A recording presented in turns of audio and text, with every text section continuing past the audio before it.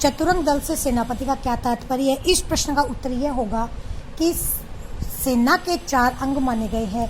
एक तो पैदल सेना, एक घुड़सवार सेना, एक हाथियों की सेना और एक रथ सवार सेना।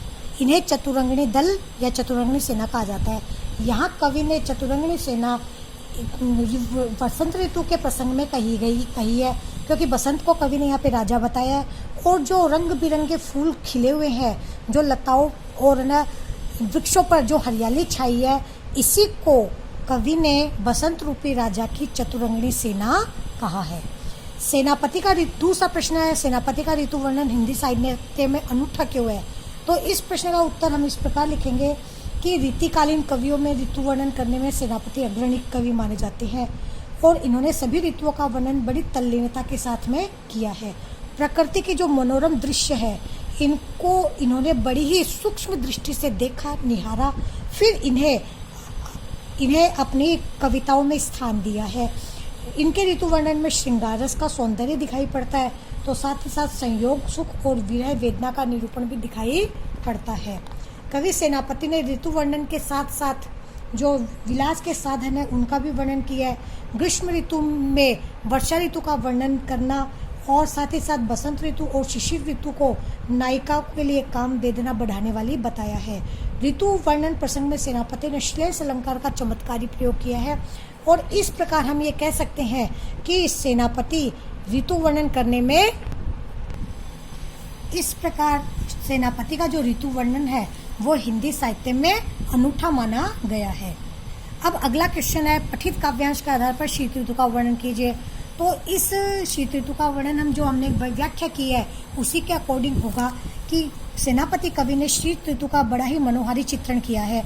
कवि बताते हैं कि शीत ऋतु का प्रकोप इतना अधिक फैल गया है कि ऐसे लगता है कि मानो उसने जगजीवन पर दल बल के साथ में आक्रमण कर दिया है और इस कारण सूर्य का तेज भी कमजोर हो गया है और आग भी कमजोर हो गई है। लगता है कि शीत ऋतु से बचने के लिए जो गर्मी है वो किसी भवन के कोने में जाकर के छिप गई है। शीतकालीन की में जो बर्फीली हवाएं चलती है वो पहनने तीरों की भांति लगती है और साथ ही साथ लोग शीत से बचने के लिए अनेक उपाय करते हुए दिखाई देते हैं।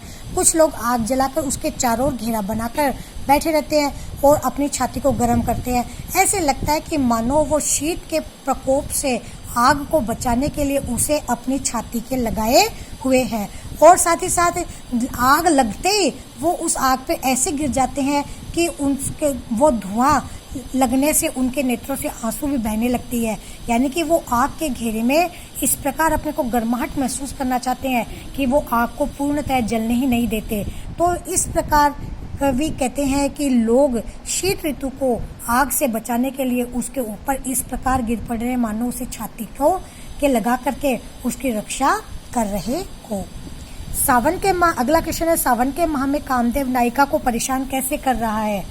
इस प्रश्न का उत्तर हम ये देखेंगे कि जो नायिका है उसके प्रियतम ने उसको सावन के महीने में से सावन के आने से पहले ही लौट आने के लिए कहा था, परंतु वह उसका प्रियतम नहीं आया। और अब वर्षा ऋतु आ गई है जिसमें बिजली कड़क रही है, चमक रही है, बादलों का जो गर्जन हो रहा है उससे नायिका का मन उल्लास से भर गया। वह अपने प्रियतम को याद करती है लेकिन उसके प्रियतम अभी तक नहीं आए हैं और यह वर्षा ऋतु है वो उसके हृदय में काम की भावना उत्पन्न कर रही है, इसलिए और विरह ज्वर उसको तपाने लगा है, यानी कि विरह पीड़ा उसे परेशान करने लगी है। अतः इस विरह वेदना से कामदेव नायिका को परेशान करने लगा और उसके मन में काम भावना उत्पन्न होने लगी है। तो ये इसका उत्तर होगा।